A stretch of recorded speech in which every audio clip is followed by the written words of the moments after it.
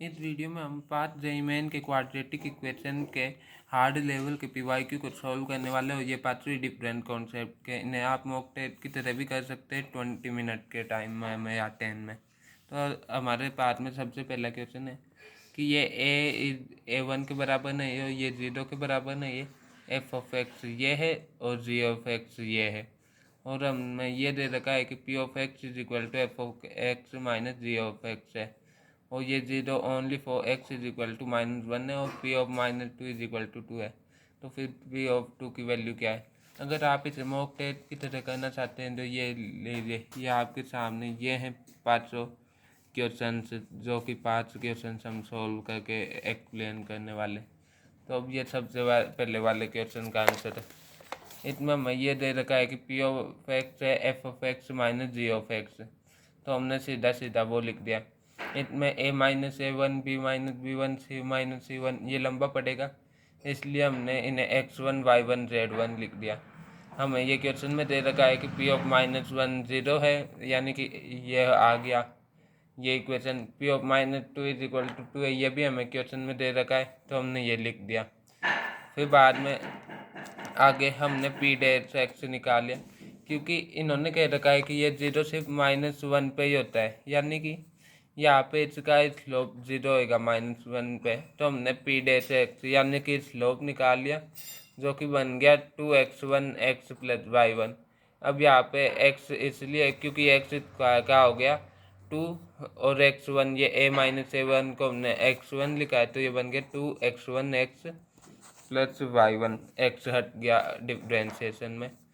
फिर बाद में ये बन गया माइनस का 2x1 plus y1 is equal to 0। ये दूसरी इक्वेशन आ गई। दो वेरिएबल, दो इक्वेशन सॉल्व करने पे x1 और y1 की वैल्यू आ गई।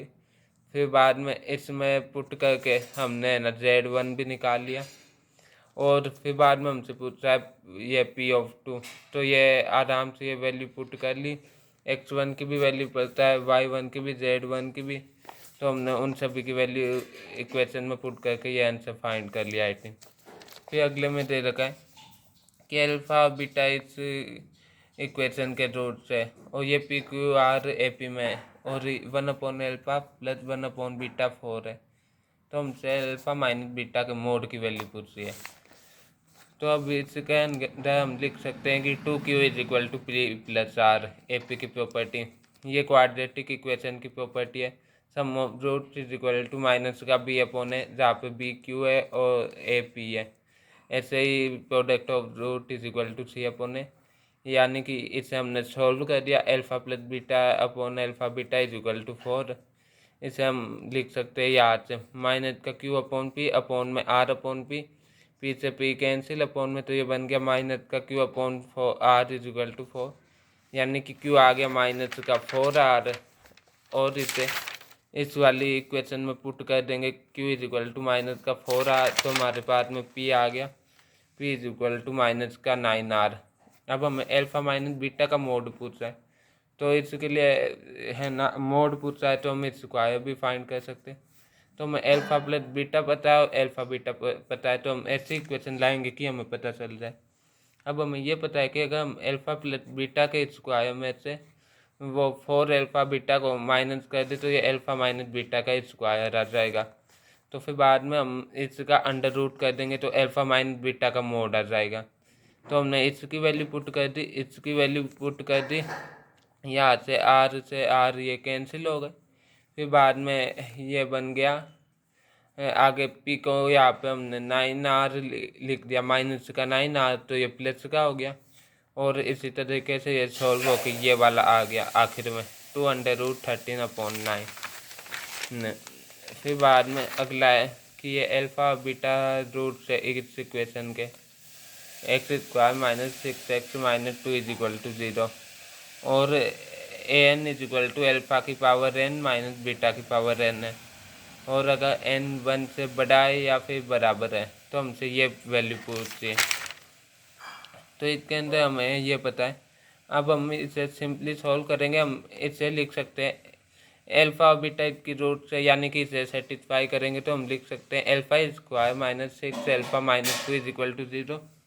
यानी कि alpha square is equal to 6 alpha plus 2 ऐसे बीटा स्क्वायर को। फिर बाद में हम अल्फा की पावर 10 इसे लिख सकते हैं आगे, अल्फा की पावर 10 माइनस बीटा की पावर 10 माइनस 2 अल्फा की पावर 8 और ये माइनस माइनस प्लस बन जाएगा, लेकिन वो बाद में कर लेंगे। फिर बाद में हम अल्फा की पावर 10 को लिख सकते हैं अल्फा की पावर 8 इंटू अल्फा की पावर 2। ऐसे ही इसे भी खोल दिया और इन दोनों को भी, नीचे वाले को भी खोल दिया। अब अल्फा की पावर 2 की जगह ये लिख दिया हमने। अब इसमें से अल्फा की पावर 8 कॉमन ले लिया तो ये बन गया 6 अल्फा प्लस 2 माइनस 2। तो फिर बाद में ये अकेला 6 अल्फा बचा आगे। और इसी तरीके से बीटा की पावर 8 भी कॉमन ले लिया तो फिर बाद में ये बन गया माइनस बीटा की पावर 8। यहाँ से भी माइनस कॉमन लेंगे तो फिर बाद में ये माइनस बन जाएगा -2, क्योंकि यहाँ से हमने एक माइनस कॉमन लिया। यह अभी सिर्फ इसमें से, बाद में इसमें से भी कॉमन लेंगे तो ये -2 बन जाएगा। -2 से 2 कैंसिल, यानी कि ये बन जाएगा ये कि है ना 6 बीटा। तो ये बन गया अल्फा की पावर 8 6 अल्फा माइनस बीटा की पावर 8 6 बीटा। अब इन दोनों में से 6 कॉमन ले लिया तो ये बन गया अल्फा की पावर 9 माइनस बीटा की पावर 9। नीचे भी ये अपॉन में 2 इंटू अल्फा की पावर 9 माइनस बीटा की पावर 9। तो ये आ गया हमारे पास में 3। अब अगला क्वेश्चन नंबर है 4 कि कितने पॉजिटिव इंटीजर वैल्यूज के लिए इनके रूट है ना रेशनल नंबर्स होंगे। तो इनका रूट का फॉर्मूला क्या होता है, -b प्लस -√b² -4/3/2 है। अगर ये रेशनल होना है तो ये अंडर रूट वाली टर्म भी रेशनल होनी चाहिए, क्योंकि ये रेशनल नहीं हो तो ये रेशनल हो जाएगा। अब हम इंटीजर वैल्यूज पूछिए, इसलिए एक एक करके इंटीजर पुट करके देख लेंगे कहाँ तक 1 5 तक, क्योंकि बाद में ये नेगेटिव बन जाएगा। अंडर रूट में नेगेटिव डिफाइन नहीं होता। तो हमने सबकी वैल्यू पुट कर करके देख ली, सिर्फ इस वाले में ही पुट करनी है, क्योंकि ये रेशनल हो गया तो पूरा रेशनल ही है। तो ये हमने पुट करके देख लिया तो फिर बाद में हमारे पास में 4 वैल्यूज आई। लेकिन यहाँ पे हमने पूछा है कि सिर्फ पॉजिटिव इंटीजर वैल्यूज, यहाँ पे 0 नॉन नेगेटिव इंटीजर वैल्यू है लेकिन पॉजिटिव नहीं है। 0 को अगर हमें 0 भी इंक्लूड करना होता है तो हम उसे नॉन नेगेटिव बोलते हैं या फिर नॉन पॉजिटिव, अगर नेगेटिव वालों को गिनना हो तो। लेकिन यहाँ पर अकेला पॉजिटिव बोला है तो 0 काउंट नहीं होगा। फिर बाद में अगला है कि इस क्वाड्रेटिक इक्वेशन की 1 रूट ये है, यानी कि इनमें से कौन सा ट्रू है। तो फिर बाद में इसमें ये एक प्रॉपर्टी होती है कि अगर कोई भी इक्वेशन में ऐसे ये 2 -√3 हो तो अगला 2 + √3 होएगा। 4 -√3, 4 + √3 कुछ भी हो, अच्छा हमने रेशनल का माइनस में होगा तो अगली रूट में प्लस में होएगा। ये इसलिए क्योंकि रूट का फॉर्मूला ये होता है और ये वाली टर्म अलग है, ये वाली इरेशनल वाली आई है, यानी कि एक में प्लस होएगी रेशनल टर्म तो दूसरे में माइनस होएगी। ये इस फॉर्मूले से आ जाता है। वैसे सिंपल वाली टर्म में वो सिंप्लीफाई हो जाता है, इसलिए हम सीधा लगा नहीं सकते, लेकिन इसमें ये लग सकता है -b प्लस, अगले में -b माइनस।